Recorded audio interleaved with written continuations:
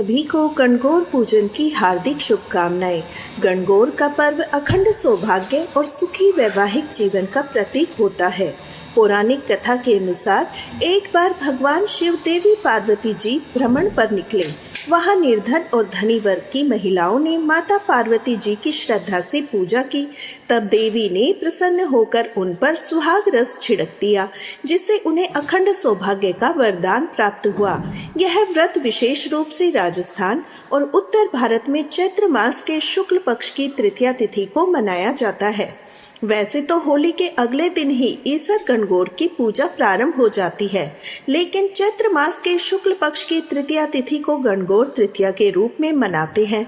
इस दिन महिलाएं और अविवाहित कन्याएं व्रत रखकर ईश्वर गणगौर की पूजा करती हैं, गीत गाती हैं। उसके बाद विसर्जन के बाद अपने व्रत या पूजन का समापन करती है। आज के इस पावन पर्व पर हम आपको सुनाने जा रहे हैं गणगौर व्रत की पौराणिक कथा।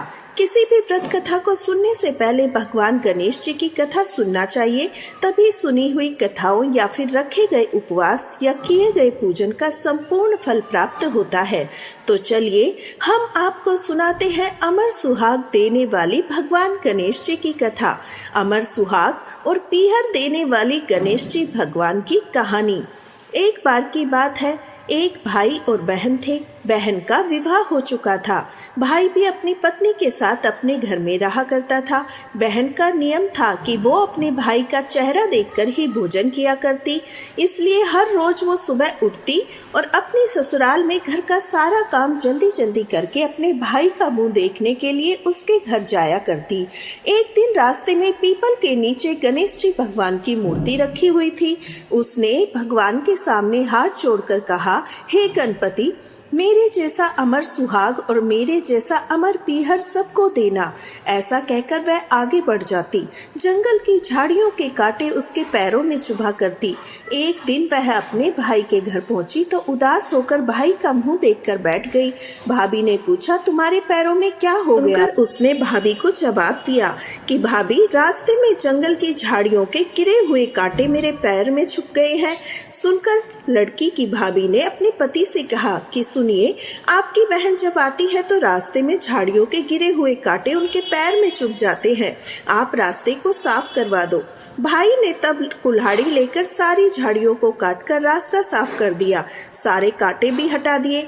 सफाई के कारण भगवान गणेश जी की मूर्ति का वह स्थान भी वहां से हट गया।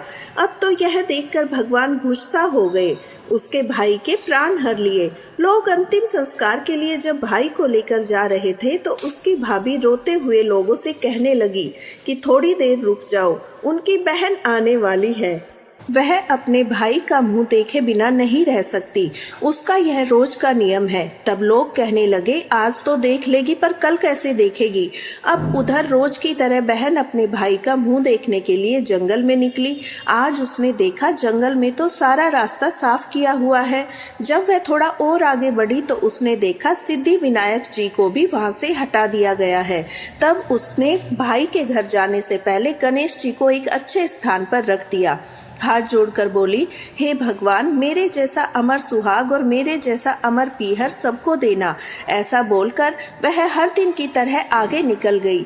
भगवान तब सोचने लगे, अगर इसकी नहीं सुनी तो फिर हमें कौन मानेगा, हमें कौन पूजेगा। तब सिद्धि विनायक जी ने उसे आवाज दी, बेटी, इस खेजड़ी की 7 पत्तियां लेकर जा और उसे कच्चे दूध में घोलकर भाई के ऊपर छींटा मार देना, वह उठकर बैठ जाएगा। यह सुनकर जब बहन पीछे मुड़ी तो वहां कोई भी नहीं था।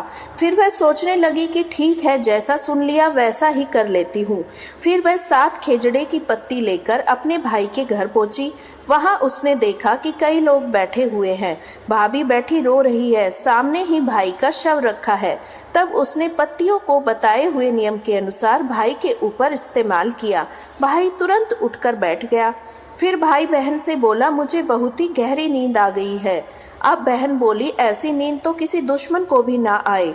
उसने अपनी सारी बात अपने भाई को बता दी। मान्यता के अनुसार यह है गणेश जी भगवान की कहानी, जिसे सुनने पर भगवान गणेश जी की कृपा प्राप्त होती है। सभी प्रेम से बोलिए, गौरी पुत्र गणेश जी की जय। अब सुनिए गणगौर पूजन की मुख्य कथा।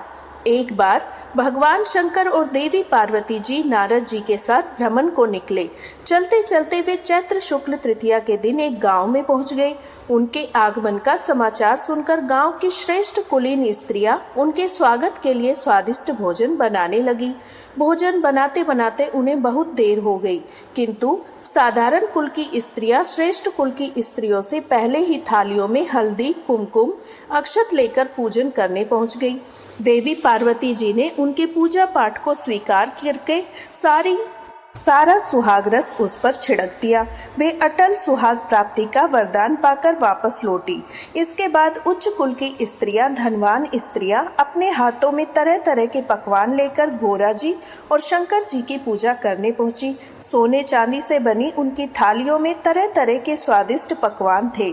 उन स्त्रियों को देखकर भगवान शंकर ने देवी पार्वती जी से कहा, देवी, आपने तो सारा सुहाग रस साधारण कुल की स्त्रियों को दे दिया, अब इन्हें क्या दोगी? तब देवी ने उत्तर दिया, प्रभु, आप इसकी चिंता मत कीजिए। उन स्त्रियों को मैंने केवल ऊपरी पदार्थ से बना हुआ रस दिया है, इसके लिए उनका रस धोती से रहेगा, परंतु मैं इन स्त्रियों को अपनी उंगली चीरकर अपने रक्त का सुहाग रस दूंगी।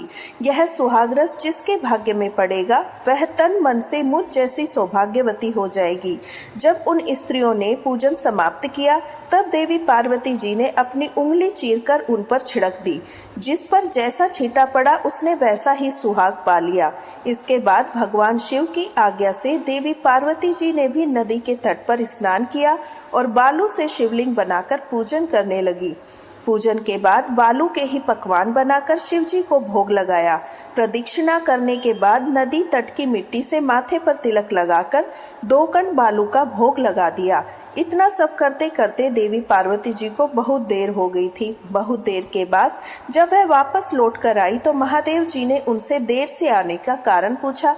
उत्तर में देवी पार्वती जी ने झूठ कह दिया, यहाँ मेरे भाई भावज आदि मायके वाले मिल गए थे, उनसे बात करने में मुझे देर हो गई, परंतु महादेव जी तो अंतर्यामी है, वे कुछ और ही लीला रचना चाहते थे। सो उन्होंने पूछा, देवी, तुमने नदी के तट पर पूजन करके किस चीज का भोग लगाया था, यह तो बताओ। स्वयं कौन सा प्रसाद खाया था? स्वामी, देवी पार्वती जी ने एक बार फिर से झूठ बोल दिया। प्रभु, मेरे भाई और भावज ने मुझे दूध भात खिलाया था, बस उसी कारण मैं खाकर सीधे यहीं पर आ रही हूँ। यह सुनकर भगवान शिव जी भी दूध भात खाने के लालच में नदी के तट पर चले गए। अब तो देवी जी उलझन में पड़ गई, दुविधा में पड़ गई। तब उन्होंने मौन भाव से भगवान शंकर का मन ही मन ध्यान किया और प्रार्थना की, हे भगवान, यदि मैं आपकी अनन्य दासी हूँ तो आप इसी समय मेरी लाज रखिए। इस प्रकार मन ही मन प्रार्थना करती हुई देवी भगवान के पीछे पीछे चलती रही। उन्हें दूर नदी के तट पर माया का एक महल दिखाई दिया। उसी महल के भीतर पहुंचकर उन्होंने देखा वहां पर तो शिव जी के साले, सहलज आदि सब परिवार उपस्थित है। उन्होंने गौरी शंकर जी का भव्य स्वागत किया। वे 2 दिनों तक वहीं रहे। फिर तीसरे दिन भगवान शिव से देवी पार्वती जी ने चलने के लिए कहा। तब भगवान शिव तैयार नहीं हुए, वे वहां पर अभी और रुकना चाहते थे। तब पार्वती जी रुष्ट होकर अकेले ही चल दी। ऐसी दशा में भगवान भी देवी पार्वती जी के साथ चल पड़े। फिर तो नारद जी भी साथ साथ चल दिए। चलते चलते वे बहुत दूर निकल आए। उस समय भगवान सूर्य अपने पश्चिम धाम को पधार रहे थे। अचानक भगवान शंकर देवी जी से बोले, देवी, मैं तो तुम्हारे मायके में अपनी माला ही भूल आया। तो देवी बोली, ठीक है प्रभु, आप रुकिए, मैं अभी लेकर आती हूँ। पार्वती जी ने कहा, जाने को तत्पर हो गई, परंतु भगवान ने उन्हें वहां जाने की आज्ञा नहीं दी। इसी कार्य के लिए उन्होंने ब्रह्मपुत्र देवर्षि नारद जी को भेजा, परंतु वहां पहुंचने पर नारद जी का तो कोई महल नजर नहीं आ रहा था। वहां तो बस दूर दूर तक जंगल ही जंगल था, जिसमें हिंसक पशु विचरण कर रहे थे। अब नारद जी भी वहां भटकने लगे, सोचने लगे कहीं वे किसी गलत रास्ते पर तो नहीं आ गए। मगर सहसा ही बिजली चमकी और नारद जी को भगवान शिव की माला एक पेड़ पर टंगी हुई दिखाई दी।